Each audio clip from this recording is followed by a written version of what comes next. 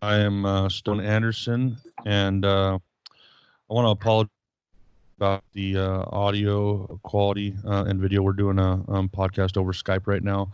Um, this is Jessica. She is Jane's daughter, and she was the support system for Jane when she was going through her bad bout of depression and through ECT. And Jessica was fairly young when all this took place, so I wanted to get her on the phone here and on Skype here and talk to her about it. If you're new to the show, please subscribe, and if you would rate our show on iTunes and leave a review for us, that would be great. So, Jessica, welcome to the show. Thanks for having me. Yeah. So we'll just get right into it. And what I want to know is, how young were you when all this started with your mom? Um, from what I can remember, I was in, let's see, ninth grade is what I remember. So I don't remember what age, 14, 15. So 14, 15. that's pretty young. So and Yeah. I took a bunch of notes here because I got all these questions I want you to answer for me if you can. Mm-hmm. Now when you did find out, or when you first realized she was going through something, did you know that she had bipolar, or was it just knowing that she was depressed and not feeling good quite often? I honestly didn't know what she was going through at all. I kind of just thought it was who my mom was. She didn't really tell us that Okay. she had anything wrong. She didn't really take her medication in front of us or anything like that. So I don't like, I didn't know. I just kind of thought my mom was super strict and sometimes mean. So were things different at home for you, like than versus when you would like go over to your friends and see their parents or mothers, how they were acting and stuff? And did you kind of have to figure that out on your own, or did someone finally tell you that, hey, your mom, is suffering from bipolar disorder? So I knew that something was different, just based on like my friends. One of them was the fact that my mom didn't really let me do anything a lot. Um, so while other friends could hang out with their, um, friends, throughout the week and on the weekends and stuff like that, I could only hang out with my friend one day for 2 hours a day on a weekend. And so I knew things Okay. were a little bit different. And they were closer with their moms. They had a better relationship, where my mom and I did not have a good relationship at all. We fought like constantly. So I knew something was Did you feel different. like Did you feel like when you saw her, like when she was in her depressive state, was um I mean, obviously she acted different on certain days, or when she was probably not getting up out of bed and probably feeling drained and not really dealing with the housework and stuff like that. I mean, because it was just your mom and your kids, right? Your dad was already kind of out of the picture. Yeah. So, I mean, she got out of bed. She just would stay on the couch. Honestly, I blocked a lot of my early childhood memories out. So a lot of it is like very foggy for me to remember, just because it wasn't really a good time for any of us. So a lot of Right. those memories are suppressed. But she did get out of bed. She would just sit on the couch. I remember um, thinking like, something isn't right, obviously. The house wasn't clean. We weren't having like the meals like we used to have. And so I knew something was up. Okay. And at what point did you actually find out that she had bipolar disorder? I think I was, let's see, a senior in high school. So you were almost 18, almost an adult then by that Yeah. point. Hmm. So for like 3 or 4 years, you really didn't know. You just kind of thought there's something going on, but I don't know what it is. Did you actually talk to her about it, or talk to family or friends about it? No. Do you remember anything specific that you remember having to do as a young adult for your family other than what a normal, young adult would do, like, in high school? Because like you must have had to take care of the boy, you had younger brothers and you must have had to take care of them quite often too. Yeah, I remember I would have to do like all the cleaning, all the laundry, cooking the meals, and kind of being that mother role when my mom wasn't able to. And like as I was asking before, did you actually discuss this with other family members or friends? Because like when I was younger and I had issues, I would talk to my friends about it. To be honest, I really didn't have very many friends. Just because I wasn't able to really do anything, so people kind of stopped inviting me to do things. Right. So I only had one friend in high school. That was my boyfriend, my husband now, but my boyfriend at the time, and he was kind of my support system through everything that I was going through. Right. And when your mom was going through that really bad depression year, when she was talking about suicide, and stuff like that, did you see her in that deep of a depression during that year? Honestly, no. I mean, it's really hard because I don't honestly really remember. It was kind of, I mean, I hate to say it, but like she wasn't there. So I don't really remember her being super depressed or anything like that. Just because I kind of just took over and was the mom at that point. Right. But then you found out that she was going to be doing the electroconvulsive therapy, um, and she told me that you were there for her a lot during that time, and you took her to a lot of the appointments. How I mean, how was that? How'd that make you feel, and how was that? Was it scary? So funny story about that. When she first told me that she was going to get those done, it was before I knew what was wrong with her. She had told me that she had a brain tumor. Oh, really? Yeah. And so I freaked out thinking, oh my gosh, my mom's going to die. She has a brain tumor. Like she's going to have brain Right. surgery or something. And so she told me what she was going to do is have these treatments where they send a laser through and break up the brain tumor. Okay. Well, she was probably worried about how you guys would feel or react to the whole thing because ECT is kind of controversial, and she might Mm-hmm. probably didn't want you to know that she had bipolar anyway. Mm-hmm. Is there such a stigma, to that? People think, oh, bipolar means they're crazy. And Right. you, you did go to, you didn't hear the doctors talking about it at all when you took her in or anything like that? I mean, it was, I helped her towards the end. As I got older, I I think that's when she realized, I'm gonna catch on, or I'm gonna know, or she needs me to know. So for the very beginning, I wasn't the one taking her. I was still in high school, so her appointments I remember were like Tuesdays and Thursdays or something like that. So I was still in school. Um, so towards the end is when I found out what it really was for and kind of what was, going on. Right. So So, once then I knew what was going on. I knew what they were doing, what it was for, all of that stuff. okay. But I mean, that must have been pretty scary. Even finding out it wasn't a tumor, it was, this controversial therapy for bipolar. Now, once you found out about the bipolar, did you like do like anything you could just to figure out what exactly it was and understand it, or? Yeah, so I'm a person that likes to know all the details. I'm very type A where I need to know what's going on. I need to have a plan. So yes, I did a lot of my own research. It's kind of what sparked my interest in psychology. It's just because I've heard stories about my other relatives that have it.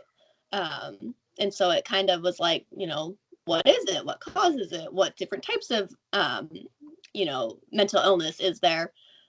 So yeah, I did research on it. And I mean, a lot of it beforehand was from movies. Like you see a lot of those like shock treatments to, Yeah, like get One someone. Flew Over the Yeah. Cuckoo's Nest, and yeah. Right. And it's always people that are crazy or so-called crazy that need it, or they, I've seen it for people that are trying to, not be gay or something like that. So just for crazy different reasons. And so a lot of it, I mean, I'm like, okay, what's really going on? And in the movies, the people are awake. They feel it. So I'm like, okay, this must be, my mom's last chance because she's going to put her body through extreme pain. And that's later when I realized, okay, yeah, it causes pain afterwards, but she is put out for it. So that helps.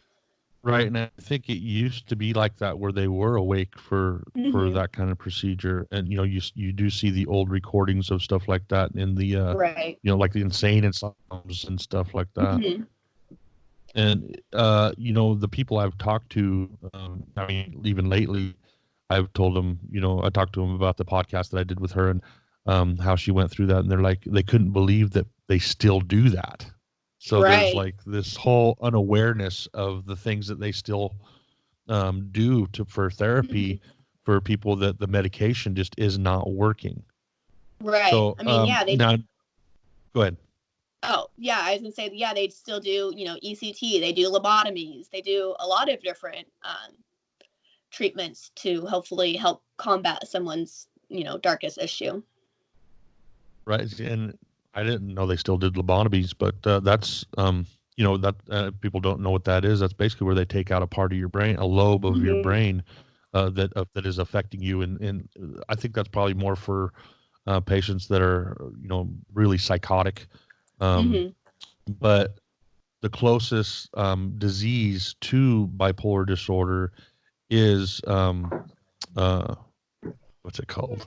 Uh, Which one? I always I always lose this. Um, I don't know. Anyway, it's when they're talking to themselves, they're um. Oh man, I got such a bad brain fart.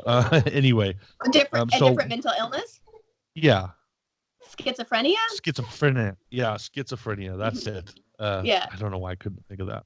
But yeah, that's like the closest um disease to bipolar disorder, and there's only just a couple Right. things that separate them apart. Mm-hmm. Now, when you were going through all this, and then you went to the ECT, what did your brothers know? Did they know anything? What was, because you got three younger brothers? Mm-hmm. Did they know anything that was going on? I don't think so, honestly. My mom did it during school days, so she would leave after we already were at school, and then she'd come home um, before we got out. So I think it was just secret. I mean, a lot of the things she didn't tell us. I mean, there was other things that she did that was secretive to us, and we didn't find out till later. Right. So do you know about what point they did find out? I mean they're all adults now, but Mm-hmm. were they still in the home at that point when they figured it out, or do you even know? Or Um, do they know now? I mean, I mean, they know now, yeah. At least I'm pretty sure. I don't live with my younger brothers, so I don't know. I mean, I'm sure they do, but I know for my oldest brother, um, I think I remember talking to him while he was still in high school about it, just because you know he had questions and he noticed differences. So I remember talking to him about it. So I think he was like a ninth grade also when he first started knowing about it. right. So, I mean, this whole conversation is like basically about the support that you give, for the family and friends of people with bipolar. So, what after finding out about it, and her Mm-hmm. that whole long time when she was depressed, and then going through the ECT, and then I'm sure you found out about what you can do as a family member for her to help her feel, comfortable or loved, or just to be there for her. So what are the main things that you would say to tell people what they can do to help someone that is suffering from that? Probably the most thing is like be patient, honestly. They are gonna have their bad days, they're gonna have their good days, they're gonna have the days in between. And just knowing like, you know, that they can't help it. If they could, they wouldn't want to feel like that. So just knowing that you just need to be there, just let them know that you want to help, just, you know, and just doing things that, you know, they might be lacking in. So if you notice that they're struggling just making meals for their family, maybe volunteer to make a couple meals. If they're having a hard time getting the laundry done, volunteer to wash their laundry.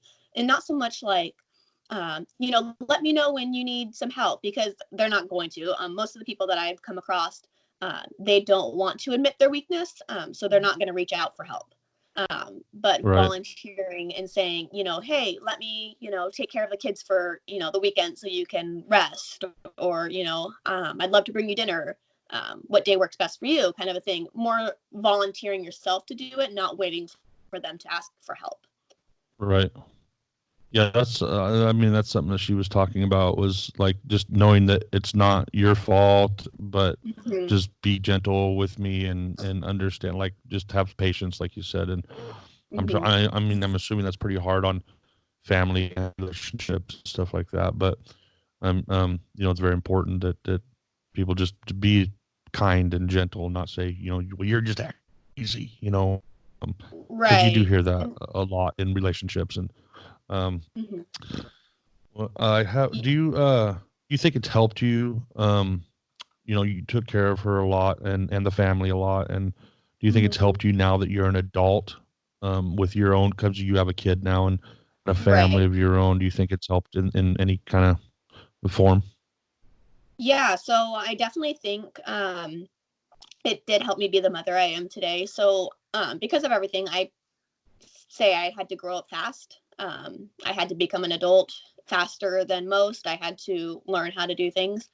I was grocery shopping for my family. I was being resourceful because my mom wasn't able to work. So I had to figure out how to even get food.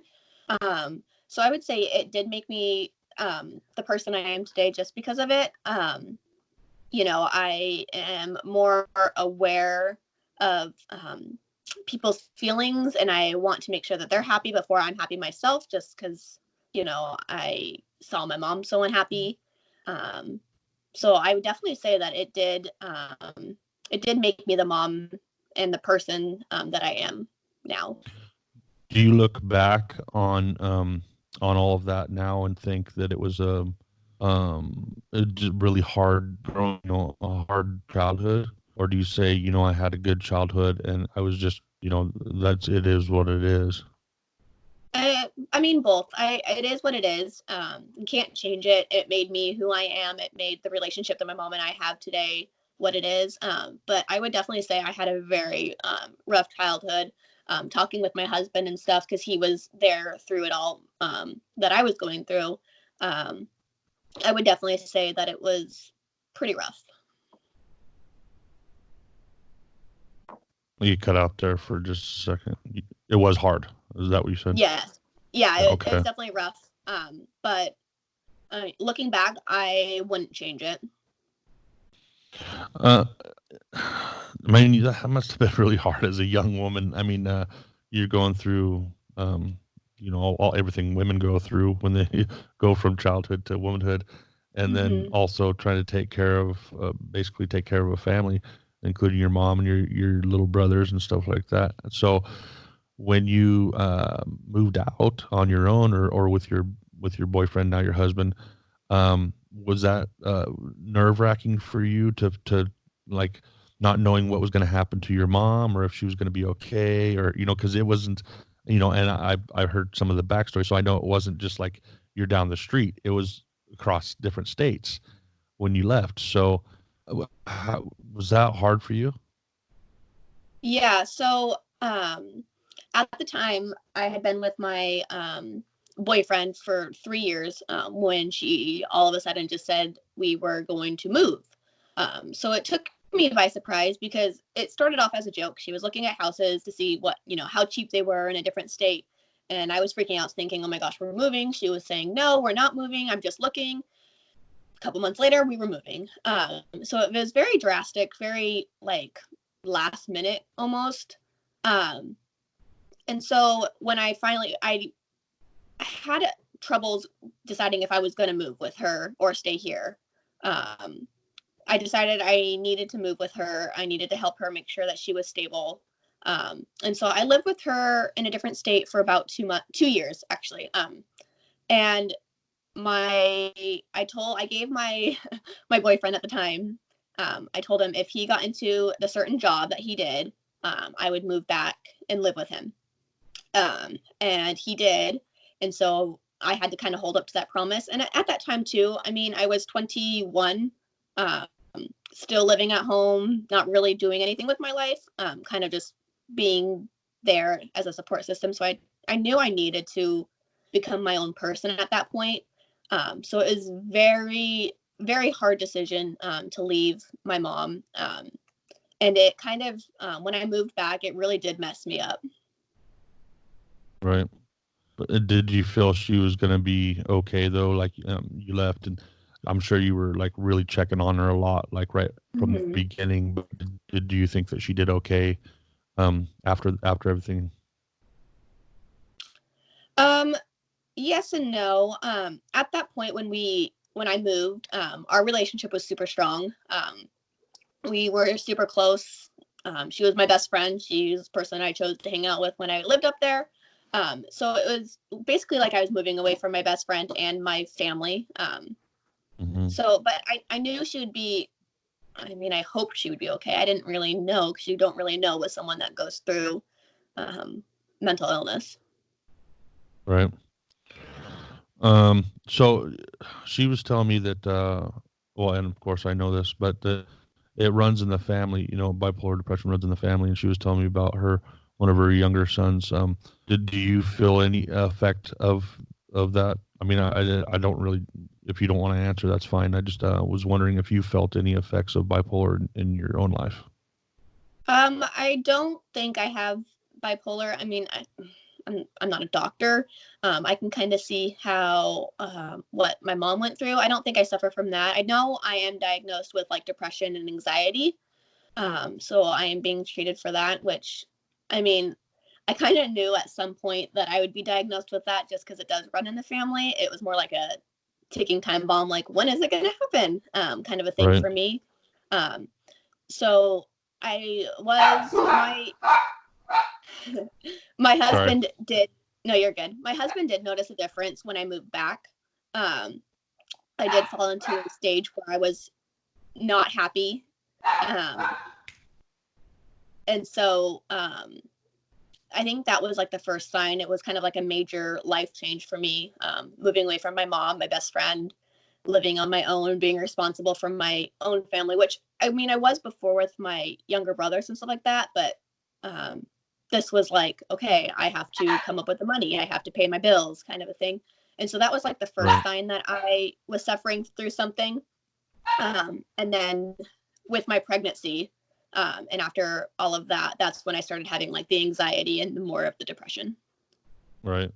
And do you worry now about, like now that you have a baby of your own, do you worry that it's going to keep just passing along to the, your kids? Yeah. So it was one of the discussions I had with my husband. Even before we were married, we had discussed, because he knew about my mom, just because he had been through it all.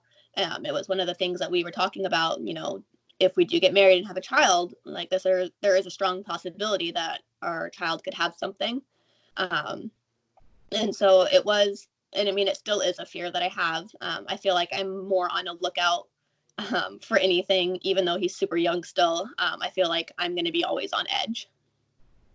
Right.